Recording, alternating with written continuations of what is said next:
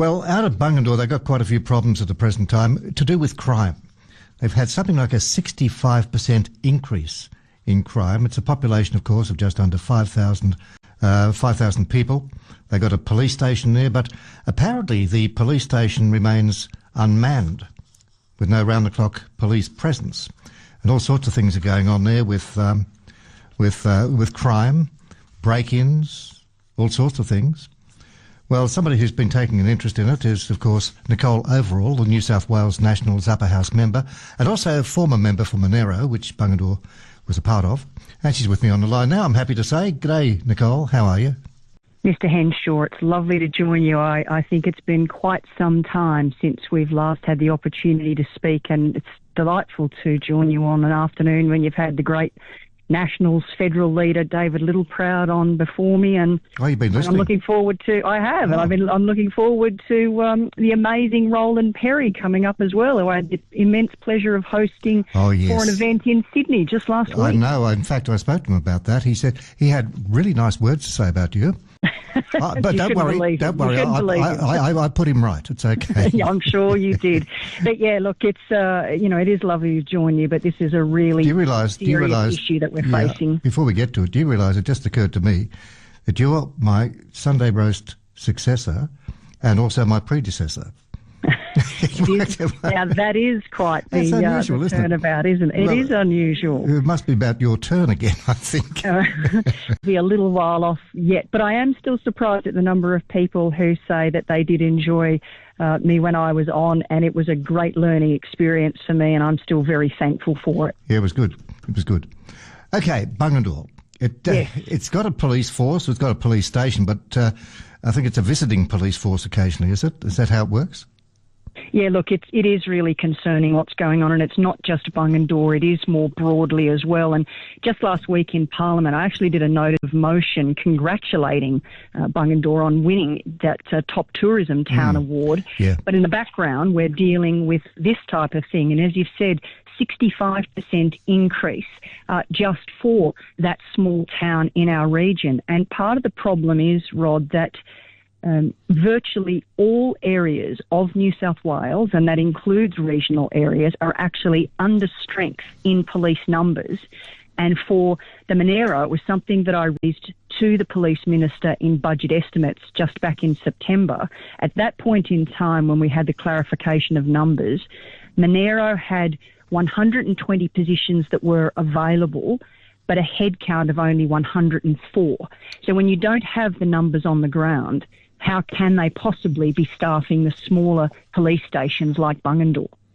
Yeah, this is with a big... they've had one quite recently, crime quite recently. I'm just trying to find it here. It was an arson attack. Yes. And it was a very serious arson attack. Yeah, it was very serious. And, I think they had to get somebody in from Queanbeyan to call them in to actually deal with it. Yes, and look, that's what the local area command says, that their police cars, of course, are mobile police stations, etc. They're dealing with it as best they can.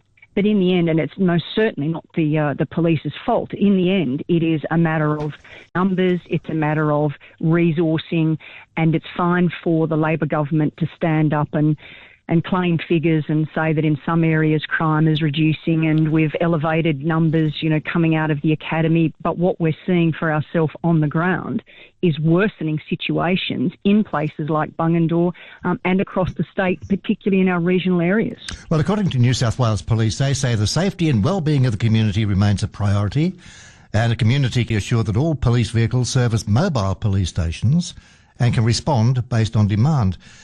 That sounds to me like a motherhood statement. Well, I'm sure that they do those things, and they make sure that they're responding as they are able and in the circumstances as they present themselves. But no doubt about that. We know, Rod, that Bungendore is a good 20 to 25 minute drive from. Got an arson attack in the middle of the night. We know that kangaroos and things about as well at the minute. Police are going to get there as soon as they can from Queanbeyan, but that doesn't mean that they can be there on the spot dealing with the problem as it's occurring. The other great concern about it is that what we're seeing seems to be a pattern now of other criminal behaviour that's going on. And if it's occurring because perpetrators are thinking that there aren't the deterrents there, that they may be able to get away with such criminal behaviour, does that then further exacerbate the problem? It's a pity because it's such a pretty town, isn't it? It's a lovely town, lovely heritage-listed town. People move there, for the serenity, for the surrounds. We know that. We're very fortunate that crime in our broader area is generally and has been managed by our local area command exceptionally well. But when you see figures like that of a 65% increase, then of course residents have a right to be concerned. And the police minister and Labor do need to better answer to what their solutions are, particularly when it comes to our regional areas. And I mean, last week, Rod, I think it was, that they talked about another $23 million advance to Moree, because Moree is one of those areas that is unbelievably affected, that is in crisis when it comes to crime. You're right. And $23 million for one area is fine because it's greatly in need, but that's not going to solve the problem. These are Band-Aid solutions, and we need real reform. We need police numbers on the ground, and we need a focus on regional and rural areas, not being dominated by a city-centric view.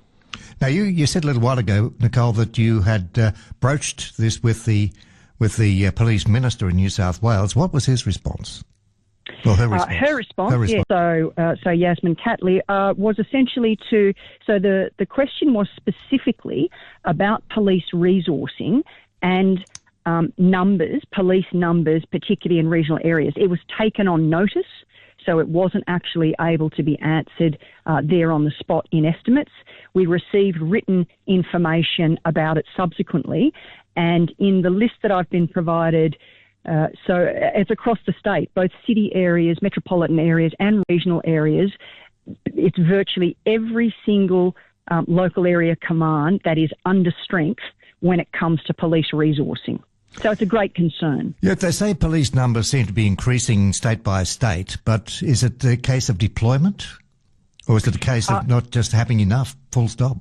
Yeah, look, and I think there's a bit of both to that, Rod, that they are suggesting, figures are suggesting that there will be, just across New South Wales, a shortfall by 26 of some 3,000 officers. Now, I do applaud Labor for giving the training payments to young recruits entering the academy, the Goulburn Academy, and I think that it's something that our coalition government should have introduced. Now, that is providing another avenue and an option to assist, but clearly it's not enough on its own. We need to do more to better resource the police, better back them, make sure that they can do their job, and as I said, to have a focus on our regional areas that are being most impacted when it's coming to these escalating statistics. Well, just going by your media release, which has just come out, you say that the Men's Labor government's bill protects the legal system instead of our community. What's that bill all about? Yeah, so as of Friday last week in the lower house of Parliament, there was a children and young offenders legislation amendment by Labor. We advanced, as the coalition, the opposition, we advanced amendments to that bill to make it stronger. Labor and the Greens didn't accept the amendments, so now it's gone forward. And essentially it's enshrining in law the principle that 10 to 13-year-olds are incapable of knowing what they're doing is seriously wrong. Now, it can be rebutted, but the problem with what Labor is now enshrining in law is actually making it more difficult to prove that young offenders are aware of their actions, particularly when it comes to repeat offences. So our amendments were trying to do it in a way that was making sure that we could retain a level of flexibility, looking at circumstances, how they might be better addressed and dealt with. And Labor has just gone along with their soft on crime stance, trying to look like they're doing something, not actually achieving outcomes that will make a difference on the ground. So just to finish up and get to where we started, what can be done for Bungendore? How can we fix it? Well, how can Well, one of the governments things, fix it? one of the things that I'll continue to advocate and agitate for is police numbers in our areas to make sure that that we do get them up to strength. We do have the availability for officers to be in these communities when the demand and in times of crisis when it's most needed. And to do that, there has to be that focus on regional and rural areas. We can't be second-tier citizens in all of this. City-centric, they have crime and they need to have that addressed as well. But when we see this burgeoning problem in our regional areas, clearly we need better resourcing and availability of officers in our communities. Good on you, Nicole. Great to catch up. Regards to Tim, and we must catch up again soon. That would be lovely. Thank you so much, Rod. Thanks, Nicole. Nicole Overall, a New South Wales Nationals Upper House member. It's 18 minutes past 4, 2CC. This is Canberra Live.